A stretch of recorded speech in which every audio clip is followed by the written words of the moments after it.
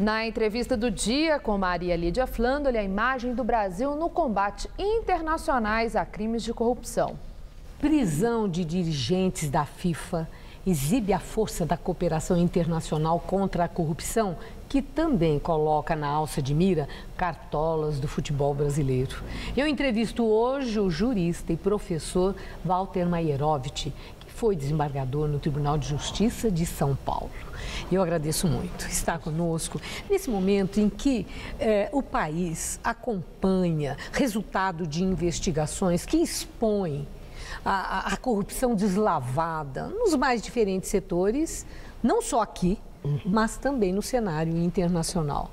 E eu começo com esse caso da FIFA, que foi surpreendente, né? Depois de tantos anos, a mesma direção, ali tranquila, no comando do futebol internacional, aí é surpreendida com o resultado das investigações feitas nos Estados Unidos e que foram divulgadas e levaram à prisão tantos daqueles dirigentes.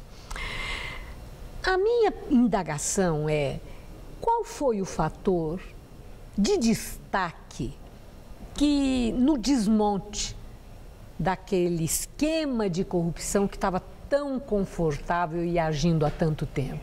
Olha, a partir do momento que o crime não observa mais limitações de fronteiras, então o criminoso, o delinquente, pega dinheiro aqui e lava em outro país. Isso fez com que as Nações Unidas percebessem a necessidade da cooperação internacional, tendo em vista essas atividades criminosas. Essa cooperação criminal é fundamental, até porque a criminalidade é transnacional. Agora, os países cada vez mais ou procuram tratados, ou aderem a convenções das Nações Unidas ou da União Europeia, mas também, e aí é importante, e o brasileiro já começa a sentir isso, os acordos bilaterais. E o Brasil não avança muito nisto. O Brasil é signatário de tratados e acordos de cooperação contra a corrupção? Sim, das Nações Unidas. Das Nações Unidas. Sim. Agora, veja, o que há necessidade, esses acordos bilaterais são importantíssimos. Esse caso da FIFA resulta de um acordo entre a Confederação Helvética, Suíça, e os Estados Unidos, a permitir plena cooperação, prisões e extradições. Então, e mais do que isso, mostra, se a gente olhar para os Estados Unidos, desde 63, com John Valak, se percebeu, e era o procurador-geral Kennedy, se percebeu que a delação premiada era importantíssima.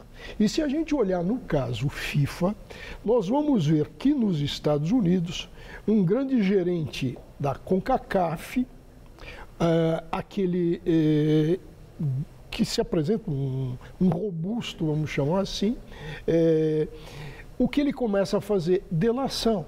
E tem um brasileiro que também faz delações, que é o J. Ávila. Então, não só esse Chuck Blazer, mas também, então se começa a montar o quê? Um quebra-cabeça. E vão se juntando peças. E num certo momento de amadurecimento, vem a cooperação internacional, esse tratado bilateral, e oferece o quê? Prisões. E outra coisa, e aí já tem um grande problema, a possibilidade, por exemplo, de se aguardar extradição em liberdade, em certos casos sim, mas e o brasileiro, no caso, o Marim? O que acontece? Lá na Suíça, a fiança é altíssima. Então, o que existe é que aquele que prestar fiança tem que mostrar também a origem do dinheiro. Então, ele fica numa sinuca de bico, porque ele pode fazer prova contra ele mesmo. Tá?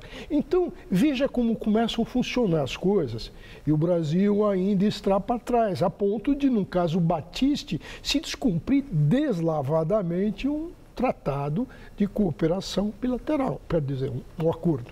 Bom, então foi interessante já trazer para o Brasil, né? Porque as denúncias desses envolvimentos com o mesmo personagem que foi mencionado aqui, o próprio Marinho. Aqui no Brasil, denúncias não foram poucas no comando do futebol brasileiro. Mas, de qualquer forma, existe uma blindagem àqueles que estejam em instâncias de poder. Isso é próprio, é comum, é frequente em todos os países do mundo, é uma característica bem nacional, de que é muito difícil ultrapassar a barreira de proteção para quem ocupa a presidência. Eu não estou falando só de universo político, mas estou falando desse mundo do futebol, do mundo dos negócios. A Polícia Federal tem promovido ações e também está mostrando os esquemas de lavagem de dinheiro, de crimes financeiros. Né? Que blindagem é essa? É a nossa lei que tem brecha, que é falha, ou é uma cultura? Era uma cultura que está sendo mudada, está sendo até por causa dos exemplos nacionais, fora do Brasil. Então, a nossa legislação nacional precisa se modernizar. Veja bem, Marins, o presidente atual da CBF, ele saiu rapidinho lá da Suíça. Tá? Voltou para o Brasil. Por quê? Porque aqui ele não está blindado. A Constituição brasileira não abre exceção nenhuma quanto ao brasileiro natural. Não pode ser extraditado. Esse é um ponto. Agora, veja o que acontece com o outro, com o Ricardo Teixeira, que tinha residência e domicílio nos Estados Unidos e caiu fora também rapidamente. Por quê? E vai ficar no Brasil, porque aqui não tem extradição. Isso está mudando e mudando muito. Veja que a Colômbia, com relação aos grandes narcotraficantes, já admite a extradição de narcotraficantes. Isso vale para o caso agora do Pisolato? O caso... Que é a decisão da Itália de aceitar a extradição e devolvê-lo para o Brasil? E a decisão da Itália é muito sábia, no sentido de qual é a cidadania dele prevalente. Onde ele mora, onde estão os negócios dele, ele fala bem a língua. Quer dizer, mesmo tendo dupla nacionalidade, o que prevaleceu... Foi a brasileira, que evidente. Que é onde estava a vida dele. Onde estava a vida dele. Então, tudo isso mostra a necessidade do Brasil elaborar acordos e cumprir. Veja que voltamos ao Batiste, e cumprir. Mas para quê? Para realizar prisões em outros lugares, para que as penas possam até ser cumpridas em outros lugares onde tem, e para a gente olhar esse problema da extradição. É bom para o Brasil proteger um narcotraficante? É bom para o Brasil proteger um corrupto, lembrando que a corrupção... Condenado no país dele? Que a corrupção é delito que ofende o Estado democrático de direito, não é qualquer crime. Tanto é que existe até um grupo europeu de países que agora se abriu para outros, está lá os Estados Unidos, a Rússia, para trocar informações rapidamente. E o Brasil precisa amadurecer, saber trabalhar com esses institutos novos. E está avançando nesse sentido? Está avançando, mas também o que existe quando há um avanço do instituto? A necessidade de se profissionalizar, de se especializar, senão começa a sair besteira. Por exemplo, o juiz que houve um delator, numa fase extraprocessual, de repente repete, então ele é inquisitor e é juiz. Então nós precisamos desse tipo de aperfeiçoamento, mas especialmente o problema de bloqueio de dinheiro.